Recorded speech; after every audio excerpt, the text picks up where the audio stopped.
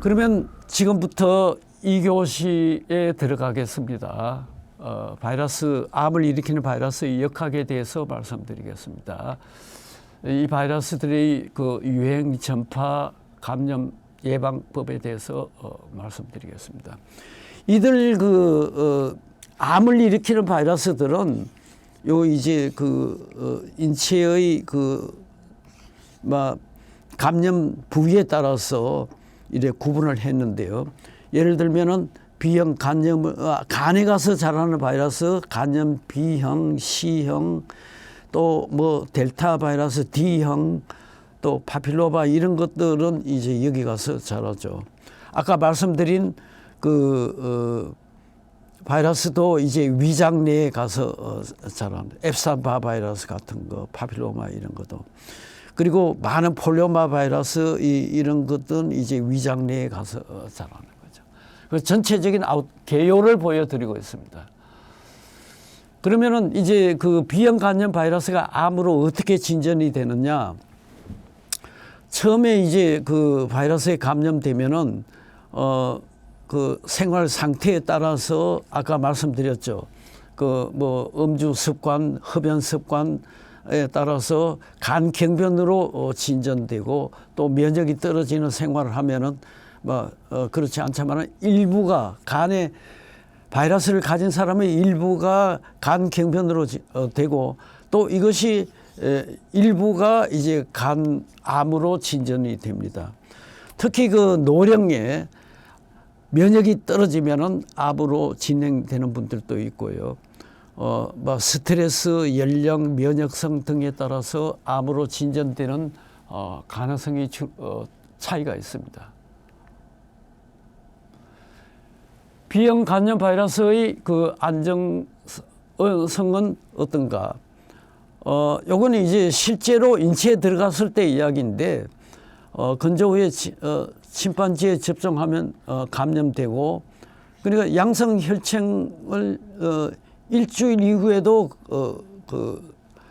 감염되기 때문에 이걸 없애고 불활화시키기 위해서는 여러 가지 아마 강한 농도의 알코올 같은 것을 쓰고, 이 바이러스는 잘 불활화가 되지 않기 때문에 상당히 높은 농도의 소독제를 사용하게 됩니다. 멸균제죠. 그리고 요 근래 강원대학에서를 물론 이런 대학도 저기서는 광운대학이라고 플라즈마 센터가 있습니다. 거기에서 개발한 물리학적인 방법으로도 많이 바이러스 개발 불활화를 시킬 수가 있고, 또 장비 소독 이런 방법을 쓰고 있는데, 일반적인 바이러스보다는 이 바이러스는 굉장히 더 강한 멸균제를 사용해야 된다는 특이점을 갖고 있습니다.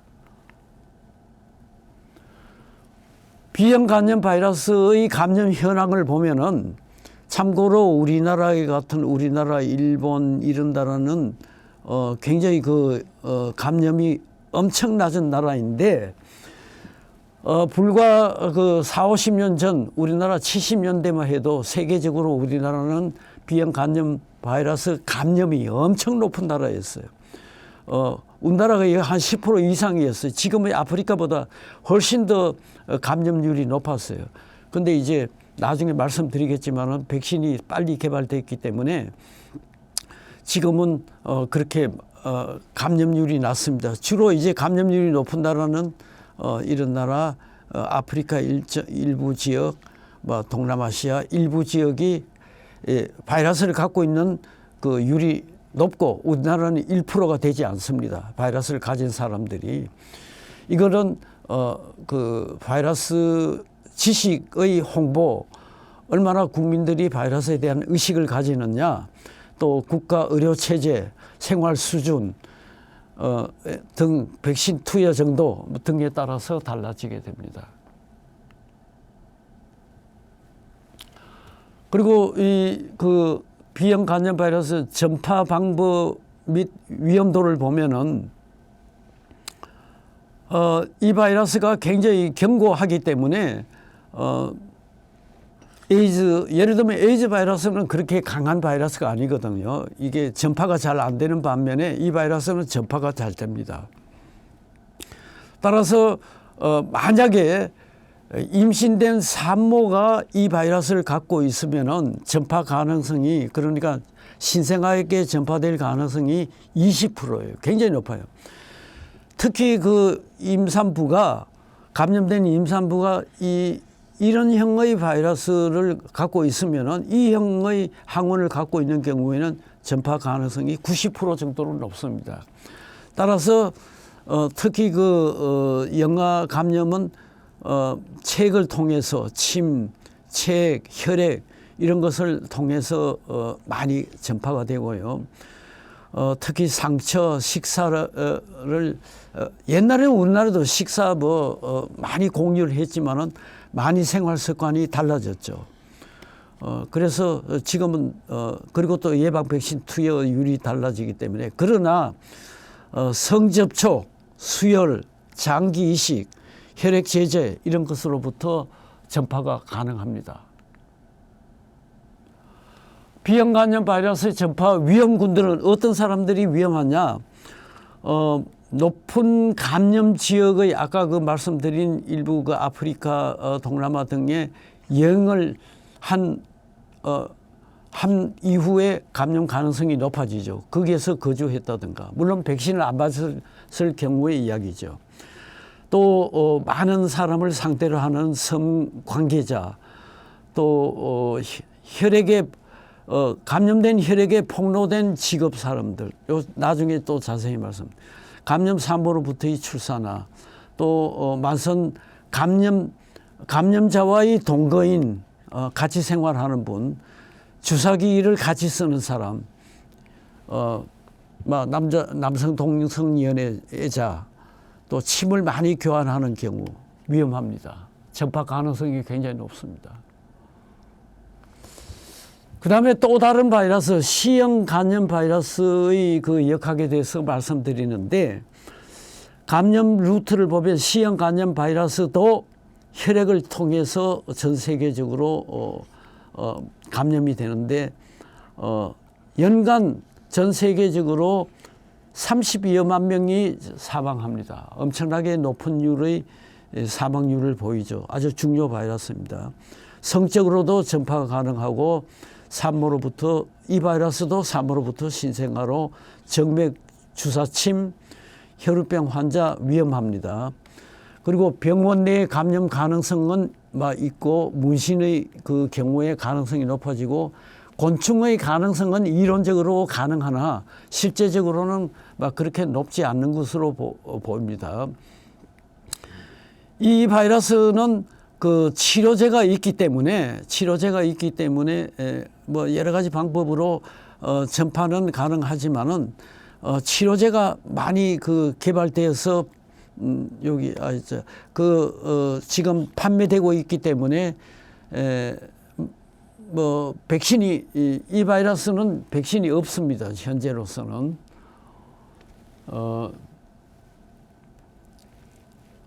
전파를 차단시키려면은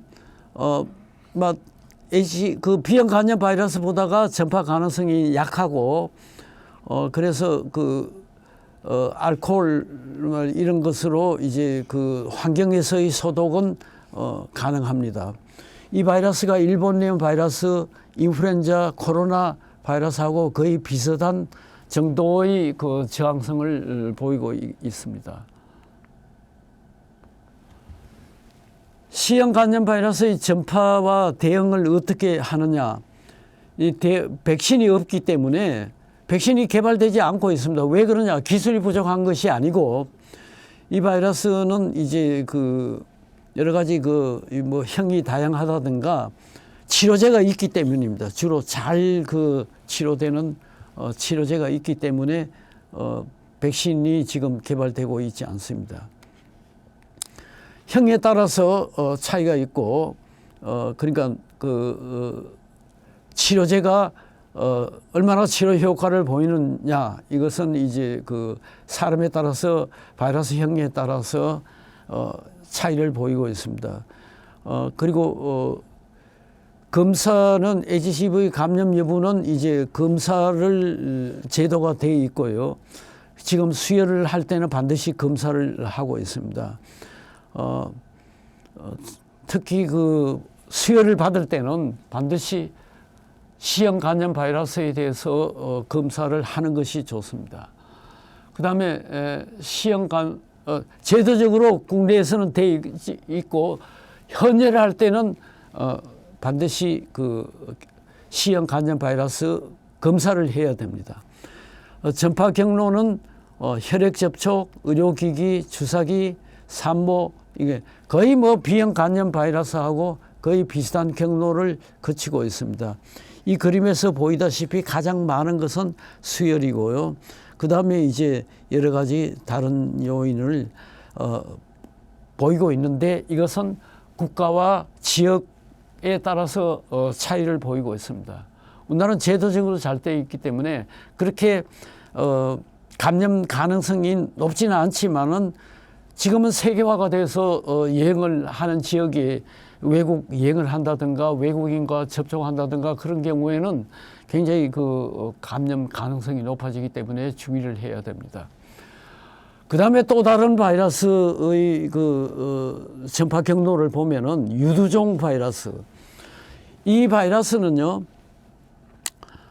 지금 요 근래 와서 중요성이 커지는데, 성관계에 의해서 주로 그 전파가 되기 때문에 우리나라 전 국민들에 대한 그 성관계 이전에 이 바이러스에 대한 백신을 투여하는 것이 굉장히 바람직합니다.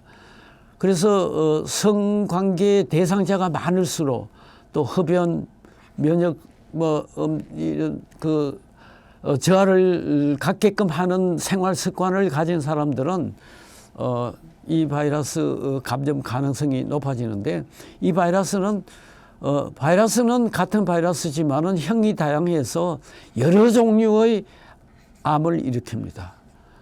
주로 이제 성생활하는 점막 부위에 이런 종류의 암을 일으키죠. 호흡기 유두종, 음경, 엄청 여러 종류의 암을 일으킵니다. 이 바이러스의 그 발생률을, 경부암의 발생률을 보면은, 우리나라 상당히 그 양호한 측에 들어가는 거죠. 이 그린은 양호한 측에, 그린 이쪽에. 빨간색이 이제 위험 지역이죠. 빨간색이 위험 지역. 그래서 여러 가지 전염병은 원래 이런 그 바이러스 전파 가능성은 이런 지역에 여러 가지 국민 생활, 민도, 지식 등에 따라서 이 선진국들은 뭐 거의 제일 높은 수준의 감염, 아주 낮은 수준의 감염률을 보이고 있죠. 그 다음에 또 다른 바이러스, 앱스탄바 바이러스 그랬죠. 앱스탄바 바이러스. 이것은 침을 통해서 어릴 때 전파가 되고 암을 일으키는 가능성이 있는 가장 첫 바이러스라 그랬죠. 그리고 원래 침을 타인하고 교환하는 것은 체 안에는 여러 가지 바이러스가 아직도 미지의 바이러스들이 있을 가능성이 있습니다. 그래서 이 성분을 통해서 침에 있는 바이러스들을 통해서 전파가 되기 때문에 침이라든가 다른 체액이라든가 또 수혈을 통제한다든가, 그 다음에 또 장기 이식을 할 때 여러 가지 검사를 받고 장기 이식을 하는 것이 바람직합니다. 여기 허피스 바이러스의 일종이라 그랬죠. 앱스탄바 바이러스는. 그래서 전자현미경 사진을 보면은 모양은 허피스 바이러스하고 똑같은 모양을 보이고 있죠. 그러나 이 바이러스 특이 바이러스들은 여러 가지 아까 그림에서 봤던 그런 종류의 바이러스가 체내에 들어오면 증식해서 또 이 바이러스가 허비스 바이러스가 재미있는 것이 대상포진하고 비슷해서 이게 인체에 그냥 숨어 있다가 면역이 약해지면 다시 재활을 할 가능성이 있는 바이러스입니다. 더 악화가 될 수 있는 바이러스죠. 그 다음에 메르켈 세포 포뇨마 바이러스라고 그랬죠. 피츠버그 대학에서 요 근래된 확인된 바이러스. 여기 백질뇌 병증 증후군을 일으키고 전파를 예방하기 위해서는 막 여러 가지 이것도 이제 전파 예방법으로 보면은 장기 이식을 통한다든가 등 여러 가지 경로를 통해서 아직까지 확실한 루트가 밝혀지지 않는 것도 있지만은 이 바이러스 병원체가 이제 밝혀졌고 이 바이러스에 감염된 세포가 이제 아까 전에 사진에서 봤는 것 같은 암을 일으키는 세포를 일으키죠. 메르켈 세포 암 바이러스 그래갖고 특히 청소년 및 성인에서 요 근래 많이 발견되고 있습니다.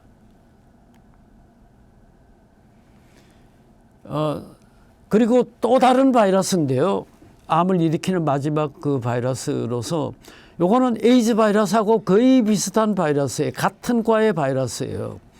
그런데 이 바이러스는 모양은 비슷하지만은 여기 사람 T세포에 가서 자라는데 일본 같은 데서는 있어요. 이 바이러스가 많은 지역이요. 여기 일본 또 아프리카 지역 이쪽에 많아요. 희한하게도 우리나라는 거의 없어요. 이쪽 지역은 거의 없어요. 우리나라 아무리 많이 찾으려고 그래도 거의 없어요. 이 바이러스는 부모로부터 이 수직으로 전파가 돼요. 그렇기 때문에 여러 가지 부모의 체액이라든가 전파 루트는 주로 부모로부터 전파가 되지만은 또 이 바이러스가 체액을 통해서도 에이즈와 거의 비슷한 루트를 통해서도 전파가 됩니다. 이제 그렇지만은 우리나라에서는 아직 많지 않지만은 이 바이러스를 이러한 종류의 바이러스를 우리나라가 연구 대상으로 해야 되는 이유가 많은 지역에서 우리가 왕래하는 많은 지역 가든가 아니면은 온 사람들하고 접촉을 하기 때문에 이 바이러스에 대해서 접촉을 회피하는 방법을 알아야 됩니다.